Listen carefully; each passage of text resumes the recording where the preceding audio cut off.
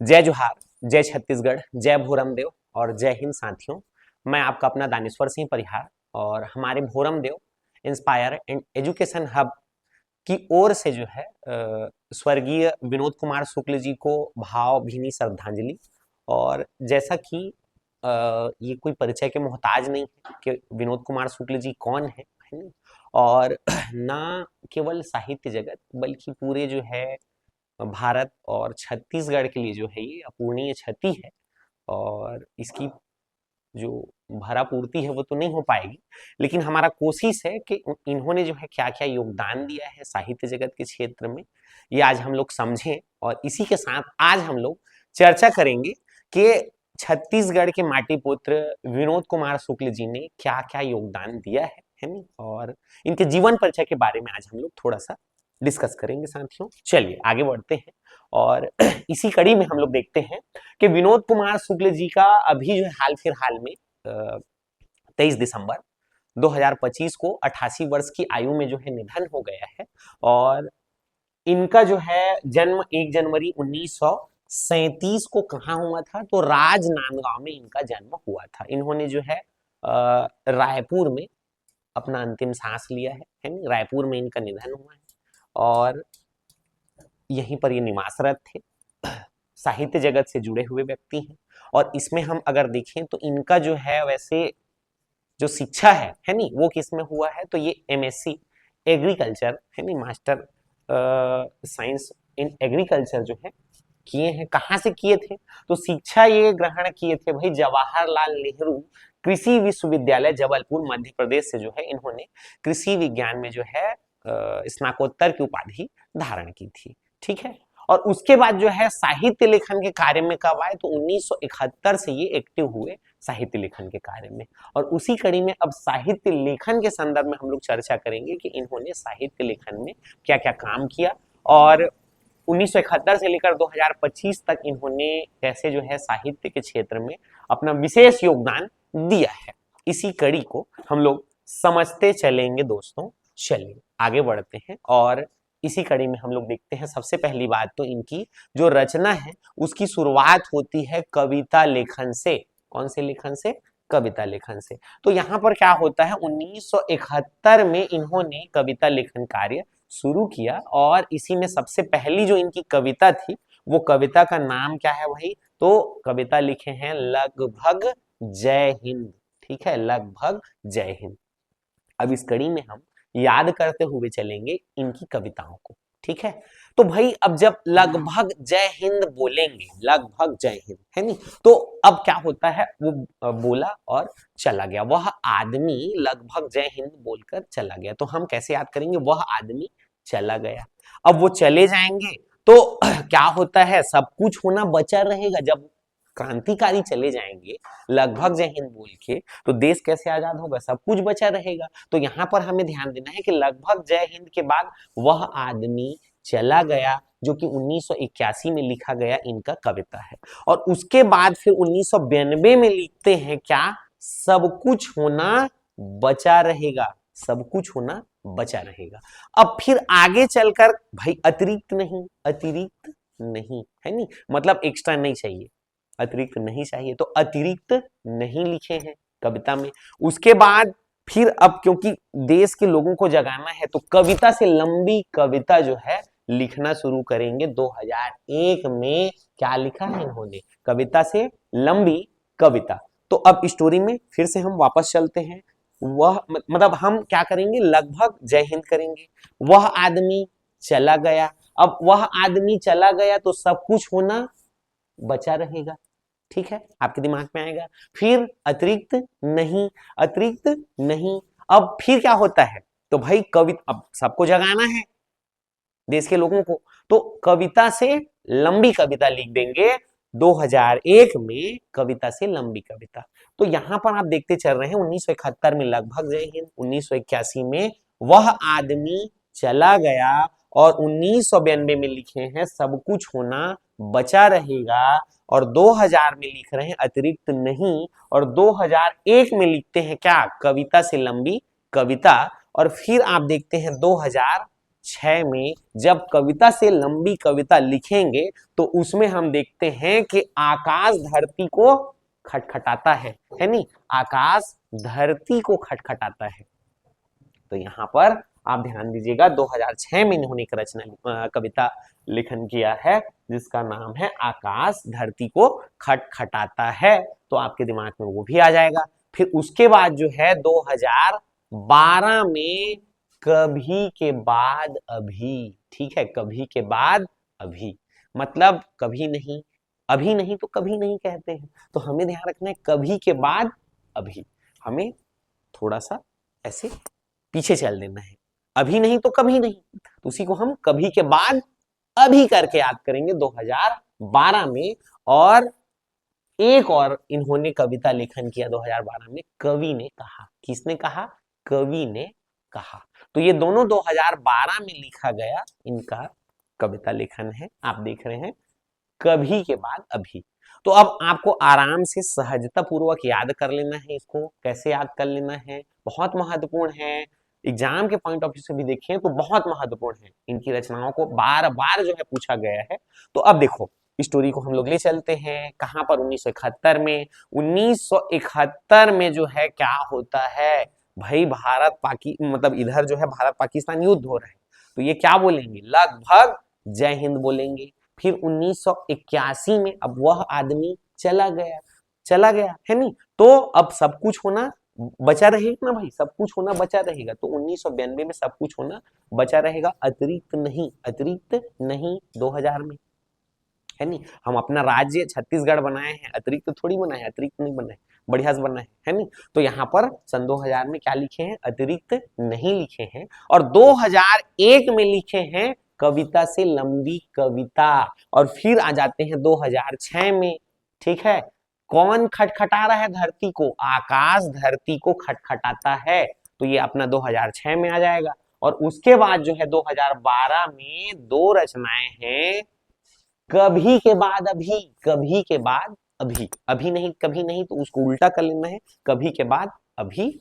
और कवि ने कहा, ये दो कविता लेखन जो है इन्होंने किया है कब, तो 2012 में, ठीक। तो कविता से संबंधित जो इनकी रचनाएं हैं वो आपने देखा। उसके बाद हम लोग आगे बढ़ते हैं और इनके साहित्य लेखन में हम बात करेंगे इनके प्रसिद्ध उपन्यासों की, जिसमें इन्होंने 1979 में एक प्रसिद्ध उपन्यास लिखा नौकर की कमीज।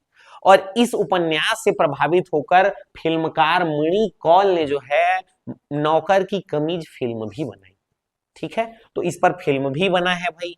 कौन सा उपन्यास, नौकर की कमीज पर जो है विशेष तौर पे एक फिल्म बना है। फिल्म का नाम ही नौकर की कमीज है, ठीक है। फिल्मकार कौन थे, तो मणि कौल थे, जिन्होंने इससे प्रभावित होकर एक फिल्म बनाया है, ठीक है। तो ये 1979 में आपको दिख रहा है दोस्तों। उसके बाद जो है 1996 में क्या लिखा इन्होंने, खिलेगा तो दिखेगा, खिलेगा तो दिखेगा। और इसके बाद 97 में जो है इन्होंने 1997 में दीवार खिड़की रहती थी। इनकी जो रचनाएं हैं आप ज्यादातर देखेंगे घर, पेड़ इत्यादि के इर्द गिर्द जो है घूमता रहेगा। तो हमें अब ध्यान देना है, अब सूर्योदय हो, खिलेगा तो दिखेगा, ठीक है। ऐसे हमें ध्यान रखना है, खिलेगा तो दिखेगा। तो यहाँ पर 1996 में खिलेगा तो दिखेगा, और उसके बाद 97 में दीवार, अब खिलेगा तो दिखेगा तो हम खिड़की देखेंगे ना भैया उसको।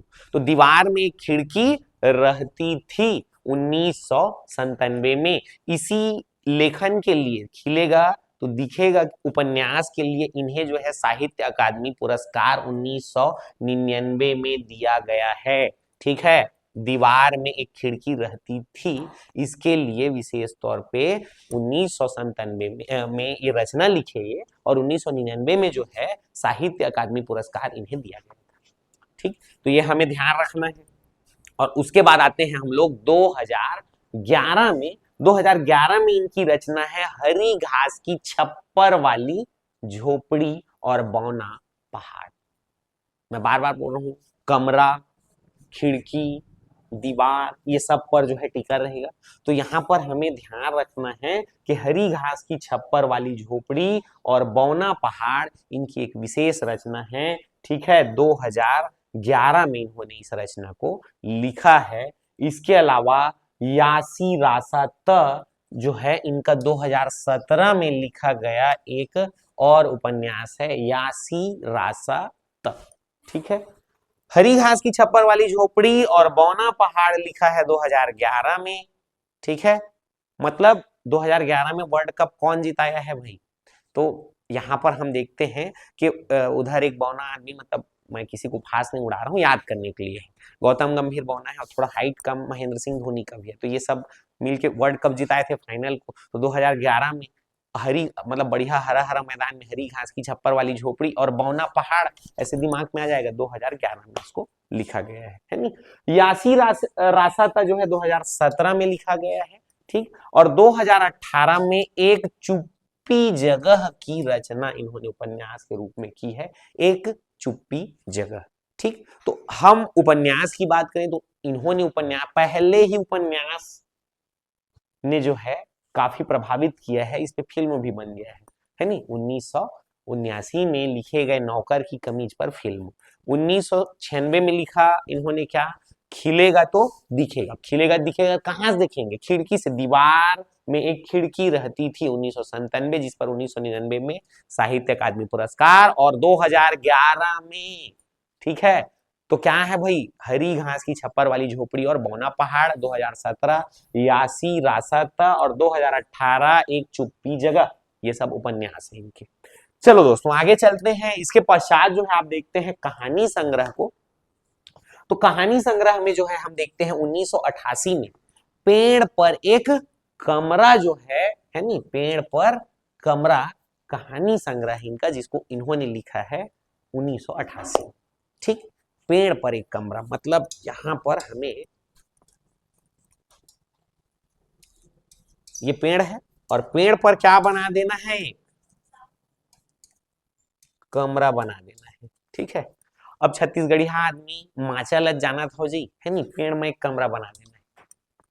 तो पेड़ पर एक कमरा।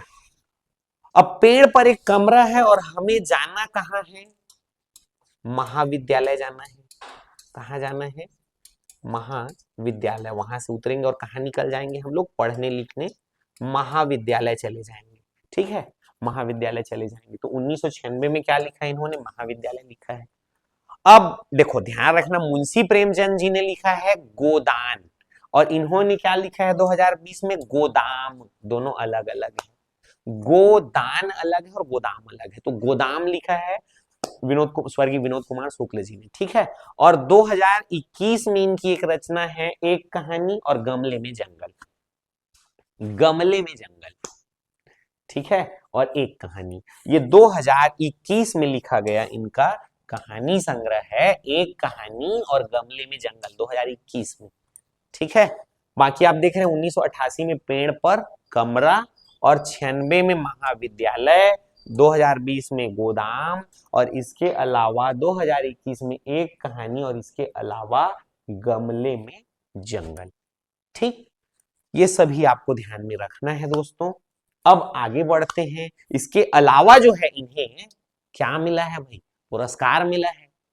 तो इनके पुरस्कारों की अगर चर्चा करें तो देखो, मैंने आप लोगों को अभी कुछ देर पहले ये सब चर्चा करते हुए बताया कि 1997 में इनका जो एक लेखन है उसके लिए इन्हें क्या मिला, साहित्य अकादमी पुरस्कार मिला है 1999 में। 97 में लेखन किए थे और 99 में पुरस्कार मिला। तो साहित्य अकादमी पुरस्कार इनको जो है कब मिला है, 1999 में। एक महत्वपूर्ण पुरस्कार है साहित्य लेखन के क्षेत्र में भारत में। और उसके बाद जो है क्या हुआ, 2023 में अमेरिका में जो है, अमेरिकी में क्षेत्र में, मतलब जो साहित्य लेखन के क्षेत्र में विशेष कार्य करते हैं, तो ये पुरस्कार दिया जाता है, अमेरिकी पुरस्कार है ये। और यहाँ पर पेन नोबोकॉ अवार्ड जो है इनको मिला 2023 में। तो ये विनोद कुमार शुक्ल जी न केवल भारत, अभी तो पूरे एशिया महाद्वीप के ऐसे पहले राइटर हैं है नहीं, पहले ऐसे लेखक हैं जिनको यह पुरस्कार मिला है, ये हमें विशेष ध्यान रखना है, बहुत महत्वपूर्ण है। 2023 में पेन नोबो का अवार्ड, ये असल में अमेरिका में साहित्य के क्षेत्र में दिया जाने वाला पुरस्कार है, विश्व स्तरीय पुरस्कार है, जिसमें यह जो है अमेरिकी पुरस्कार इन्हें मिला 2023 में। और ये न केवल भारत अपितु पूरे एशिया महाद्वीप के पहले ऐसे व्यक्ति हैं, पहले ऐसे राइटर हैं जिन्हें पेन नोबो का अवार्ड दिया गया है 2023 में। स्वर्गीय विनोद कुमार शुक्ल जी को मिला था 2023 में। इसके बाद 2024 में जो है इन्हें भारत में ज्ञानपीठ पुरस्कार मिला है। ये भारत में साहित्य लेखन के क्षेत्र में सबसे बड़ा पुरस्कार है, ज्ञानपीठ पुरस्कार, जो इन्हें मिला कब? 2024 में। इसके पहले जो है अमेरिका में पेन नोबो का अवार्ड ले चुके हैं और उसके बाद जो है ज्ञानपीठ पुरस्कार इन्हें मिल रहा है 2024 में दोस्तों। तो ये हमें ध्यान रखना है इनके पुरस्कार के संदर्भ में। और अन्य कुछ पुरस्कार इन्हें मिला है, जैसे गजानन माधव मुक्तिबोध फेलोशिप इनको मिला था, ठीक है, जो आगे इनके अध्ययन कार्य में काफी जो है महत्वपूर्ण कारक सिद्ध हुआ। रजा पुरस्कार, इसके अलावा वीर सिंह देव पुरस्कार, और साथ ही साथ आप देखते हैं सृजन भारती सम्मान और रघुवीर सहाय स्मृति पुरस्कार से भी इनको जो है नवाजा गया है। तो इस प्रकार से ये रहा इनके कुछ और अन्य पुरस्कार। और इतने कम समय में मैं इनके संपूर्ण जानकारी को बता पाऊं, इतना हम लोगों का क्षमता तो नहीं है। मैंने कोशिश किया है कि इनका ज्यादा से ज्यादा जो जानकारी जो एग्जाम के पॉइंट ऑफ व्यू से है वो आप लोगों को समझ आए। और वीडियो को जो है आप लाइक शेयर और सब्सक्राइब करते हैं, और आप सभी ने जो है हमें इतना प्यार दिया, और 1000 से अधिक जो है सब्सक्राइबर हो गए हैं, इसके लिए आप सभी का बहुत बहुत धन्यवाद। और अब जो है हम लोग आगे आप लोगों को और नई से नई जानकारी ला के देते रहेंगे, कोशिश तो यही रहेगी, है नहीं। और इसी के साथ साथ अब मैं अपनी वाणी भाखा को सुरता और विराम देता हूँ। जय जोहार, जय छत्तीसगढ़, जय भोरमदेव, जय हिंद साथियों।